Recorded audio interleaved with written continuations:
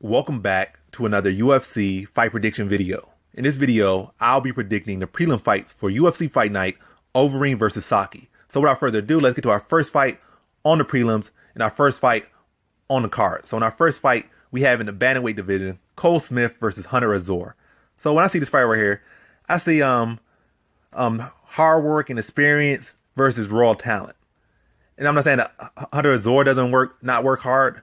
I'm not saying Cole Smith is the only hard worker in this fight, or Cole Smith doesn't have talent and all this stuff. But I definitely see Hunter Azure the more talented fighter. His resume shows it, like his wrestling pedigree shows it. And now out there, it's clear evident that he has a lot of skills. I mean, he has a lot of talent, but he hasn't really rounded out his MMA skills. I feel like definitely you could see that Hunter Azure, I'm not Hunter Azure. I mean, you could definitely see that Hunter Azure brings that like has that raw talent, like as far as MMA, like that he hasn't really rounded out as far as MMA. Like you see that power. His technique doesn't be the best at all, but when he lands his punches, you can clearly see his opponents being rocked. Like he'll just be out there. I don't know. I don't think he changed his gut. Like he hasn't really implemented his wrestling at this level yet. He hasn't really mastered his, really even got close to even the root or anywhere near the root of where he can go with his striking. Like his technique is still very much amateurish, but he can be very effective even at the highest level against high level competition. And it's like, I don't think he's even 25 or 35% of where he can be. Well, I feel like Cole Smith is about like 80% of his full potential and everything. And you can see that his game and his MMA game is fully more hashed out. Even though, like, after looking at record, Hunter Azure actually has one more fight than Cole Smith. I feel like Cole Smith, just as far as his MMA game or stuff, it's just like I said, it's more solid. It's more textbook. But how I see this fight really not even dragging on. Like I said, I see Cole Smith as the more hashed out fighter, and Hunter Azure the more raw talent. But I see this fight like Cole Smith is like one of those fighters. He's not like super amazing or anything. I don't think he's gonna have no high ceiling or really do anything in his division or any division in the UFC. He might stick around at best, but that's where he at. He like not really a power striker, not no real power grappler. Like he's gonna be on you, he's gonna be annoying, gonna be irritating, he's gonna upset, like give a lot of people difficult fights. But when it comes to the higher level competition, he's gonna get stopped. That's how I see it.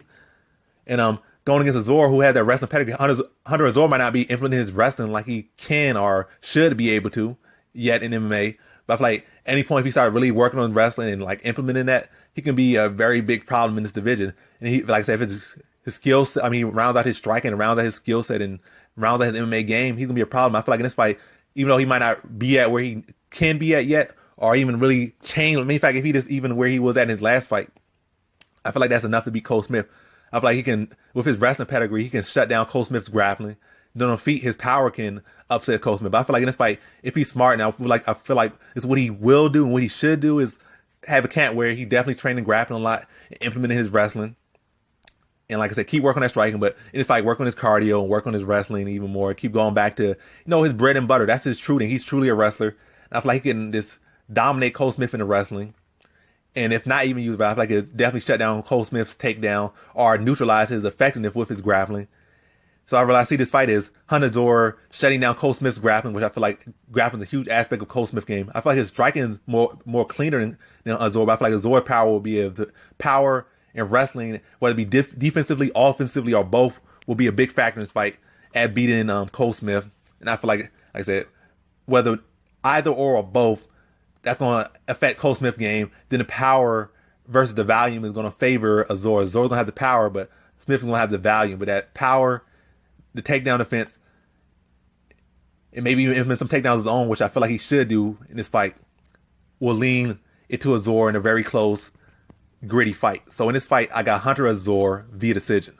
Now on to our next fight we have in the heavyweight division, Marcos Rogerio de Lima versus Alexander Romanov. So in this fight, I see a striker versus a grappling matchup. De Lima might feel he got some grappling, and Romanov might feel he got some striking. When I see Romanov striking, I'm not impressed. When I see De Lima on his back in these fights, he looks beyond mediocre. He should just take the Brazilian flag out of his name and just, never say he's Brazilian again until he works on his jiu-jitsu or on his ground game off his back. But I see this fight, I feel like De Lima, it's not even I feel. De Lima is the more experienced fighter. His resume holds far more weight. But I feel like in this fight, he should be able to keep the fight on feet enough that he can knock Romanov out, especially with power, especially with speed, especially with competition experience level and competition level. I feel like Romanov's taking a big step up. But all that being said, in the Lima's fights, he has a track record of when he ends up on his back, he starts to look horrendous. And the fight instantly goes bad for him. And like, sometimes it could be from somebody taking him down or just him slipping up. But when he ends up on his back, it's like fight over for him. So I feel like it's like with Romanov. Even though Romanov isn't where I think he can be, or at least I haven't seen him do it against like truly respectable competition yet. I feel like the fact that he's so aggressive with his wrestling, and that he probably coming to his UFC debut, or he is coming to his UFC debut, he's going to work and patch things out and study the Lima and give him even more added interest or reason to go out there and really threaten the Lima heavy with his wrestling. I feel like Lima couldn't have success in this fight, but I really see having this fight whether Lima has success or not with his striking, unless outside of knocking Romanov, which he does have a good chance of doing. I feel like Romanov is going to be attacking those takedowns, attacking the grappling, attacking the clinch, and be on Lima a lot.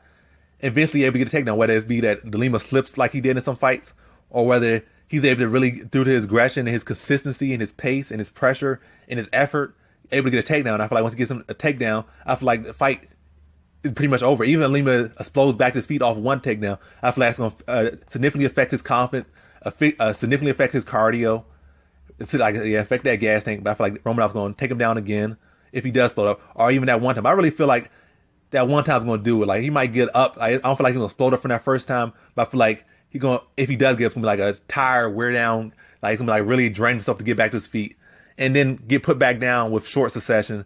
And then Romanov just going to be on top of him and just smother him and beating on him and landing ground and pound. And Lima's not going to have no answer. It's going to be stopped in the first round. So in this fight, I got Alexander Romanov via first round TKO.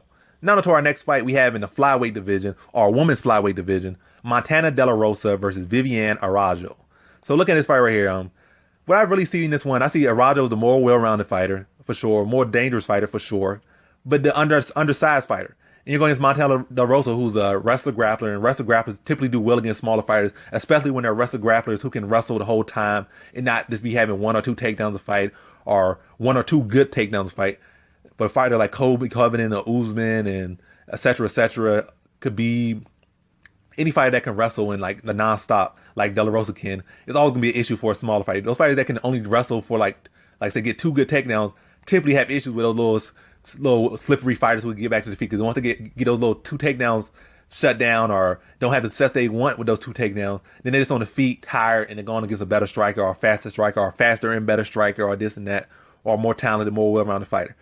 But De La Rosa, even though she kind of morphed into the one-dimensional side, she's a fighter who's still very young. I think she was like not even mid-20s yet, or just mid-20s, so she's still fresh. She's not no 41-year-old Cormier, or no Tyron Woodley who's like 38, or anybody like that. So she can still have that youthful wrestling and youthful cardio, and she can wrestle you the whole time. So she's going against a smaller fighter, and typically a smaller fighter going against a wrestler who can wrestle you the whole time. It favors the bigger fighter with that cardio, with that pace, with that size, with that strength, and again with that pace. So I feel like Araujo's going to be more well-rounded, but De La Rosa is constantly putting her size on Araujo, who I feel like can be at 115 or 105. I feel like she could go down a couple weight classes. I feel like the size of Rosa is going to be an issue, and the wrestling is going to be an issue, and that's what's going to win the fight. So Rosa getting takedowns, getting control, and really just smothering Araujo a lot, and not really giving her the room to really enforce her own game and enforce her striking. So in this fight, I got Montana De La Rosa via decision. Now to our co-prelim headliner, we have in the middleweight division, Bartosz Fabinski versus Andre Muniz. So I see this fight as two fighters who are pretty much one-dimensional. I think Muniz striking is a little bit better. I think he's a little bit longer, or feels a little bit bigger, or he's a more natural middleweight than Fabinski. But I feel like Fabinski, he's the wrestler, and Muniz is the like the BJJ guy. So in a fight with BJJ versus grappling, I feel like it's going to play out as a grappling match. Even though a lot of times grappling matches end up being striking matchups, I feel like these guys striking aren't even there to the point that they would even want to attempt to strike in a striking match. Because they're striking, like I said, it's not there where it should be. Like, I feel like both guys like going to agree, like, both our striking is trash, so let's just grapple. Because some grapplers, like, they're grapplers, but like, oh, my striking, I've been working on some striking, I can hold my own on the feet. So let's see what these tools are. But I feel like both these guys know their striking is garbage, so they just going to agree to do a grappling matchup. And not even try to do that thing where grapplers kind of cancel out and they strike. I feel like it's going to be striking in this matchup, but it's definitely going to come down to more the grappling. And I feel like Fabinski has the experience, he has the cardio, and he has the takedown advantage. Like, wrestlers usually have the takedown advantage in grappling matchups against BJJ guys. So I feel like he'll be the one to control whether the fight goes to the ground or not. And I don't feel like Muniz is all that good off his back. And I feel like his gas tank was like, well, even the fight where he was taking his opponent down and dominating him the whole fight, he still was gassed and had to go desperado mode for a takedown just to seal the third round out and seal the fight out. So his cardio's issue. They're both one-dimensional, in my opinion. Just Fabinski a little bit more one-dimensional, but Fabinski, like I said, has cardio and has experience and has their takedown edge, and I feel like that's what it's going to come down to. And Fabinski's going to be to get a takedown and edge the fight just off takedowns and top control. Whether Muniz gets takedowns or have success off his back a little bit, it's be the fact that Fabinski's one that has a takedown edge, whether it's like 3 takedowns to 2 or 3-1 or 4-0 shutout on the takedowns. But the fact that he's getting a takedown and he's getting control time, and whether, like I said, if Muniz is effective on his back or not, the fact that he is on his back. In MMA, this is not like BJJ. They're going to favor the guy on top. So in an ugly, not the most boring fight, but if you like grappling or you just, I don't know, can appreciate fighters just fighting their fight, just using their styles as best they can to win, then maybe you'll like the fight. So you appreciate grappling or you appreciate fighters just fighting, fighting their own fight and fighting their own style to win. Or maybe you're just a better or something. You just enjoy the guy you picked winning. Outside of that, it's not going to be the most exciting fight. So, but yeah, so based on what I'm saying, Bartosz Fabinski via decision. Now to our prelim headliner, and this was not the original prelim headliner at first, but cars shift around. Like, I think Thiago Moises versus Jalen Turner was on the main card at one point, and now they kind of switched spots. But now Brian Kelleher versus Kevin Natividad is the prelim headliner. So I already did Thiago Moises versus Turner for the main card predictions. So I'm gonna do a switch. I'm gonna do the Brian Kelleher versus Kevin Natividad for the prelim headliner. Yeah, for the prelim headliner. But without further ado, let's get into the prelim headliner prediction. So we got in the featherweight division, Brian Kelleher versus Kevin Natividad. And I'm going to make this cut and dry with this one. I feel like Kevin Natividad is a solid fighter, but I just don't feel like his skill set is where it needs to be. I feel like he has the blueprint, and he has a high ceiling, but from I feel like he got, like, his fundamentals are solid. He has good power. He has, like I said, he has a lot of good stuff about him, but I feel like he's fully tapped into it. Yeah, I feel like, a lot of times these young fighters, like, just at any moment they can have a good fight and they just explode and all that stuff just comes together, like just off one good training camp or just in one good fight. All of a sudden in that fight, they'll change as a fighter. And that could definitely happen in this fight. But outside of a puncher's chance or him just coming into his own, truly coming into his own in this fight, I really don't see much chance for him. Or if the chance that Kelleher comes out there and doesn't respect him and trying to come out there and just try to knock his head out or just trying to manhandle him and submit him. But if Kelleher comes out there, fight him composed like a veteran and come out there and respect him, this is Kelleher's fight all day. Like I said, I feel like Kevin Natividad got good footwork, good power, good fundamentals. Haven't really seen the best grappling from him. Haven't really seen any grappling from him as far as in the fights I've seen. And a lot of times with these entry-level fighters or these fighters entering the UFC, there's not really much tape you can find on them. But from what I've seen, I haven't really seen anything at all in his grappling. The main thing I see with his grappling, or at least the little I saw, is that even though he got good footwork, he doesn't have good cage awareness. Like, he'll be moving on the line or behind that line. Like Rashad Evans mentioned, like, when you're on that line or behind that line, you're open for people to initiate the clinch with, like, for them to either go for a takedown against the clinch or push you on the cage. So you should always be above that and over that line or, just on it. You shouldn't be like smack on the line or behind the line, because then that allows people to easily get clinches on you. And I saw like good footwork from him, but he be on the line a lot or behind that line. And I see people get in on takedowns. And he does be able to circle off the cage or spin them off the cage sometimes. But the fact that even against say you're going, like, the people he has fought have not been high level grapplers. So you may get away with against that level of competition, but say you go against higher level competition, you might even get away with against Kelleher, but say you're going against like a Cody Stanman or somebody, or Aljamain Sterling or somebody that really wants to wrestle you. That can't be something, that's something you got to fix. By the way, that's just one thing I said about, basically at this point, Kevin Natividad is a solid fighter, but outside of something out of the ordinary or not on paper or from what tape has shown, I don't see him winning unless something like that happens. So I feel like Kelleher is just a more experienced fighter. I feel like he's going to be patient in this fight, respect his opponent, outstrike him, outwork him, outsmart him, out-technique, out-experience him, and be that veteran out there. And I feel like Natividad is a tough fighter, so he's not going to get finished in this fight. I feel like he's going to be close to a couple of finishes, like with Kelleher landing some big shots, maybe getting takedowns and threatening some submissions. Like I said, he opened to the cage a lot, or too close to the cage a lot, or where he shouldn't be in relation to the cage a lot. So that Kelleher can have success with takedowns. I definitely think he has success with striking.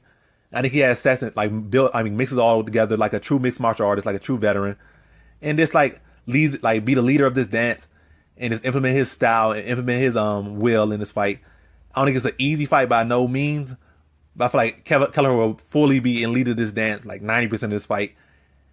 like I said, even be threatened with some finish, even come close to finishing this fight at points in this fight. Still competitive overall, but Kelleher definitely been the one clearly controlling the fight and winning a decision in this one. So in this fight, I got Brian Kelleher via decision. And that concludes my fight predictions for the prelims of UFC Fight Night, Overeem versus Saki. And as always, thanks for watching.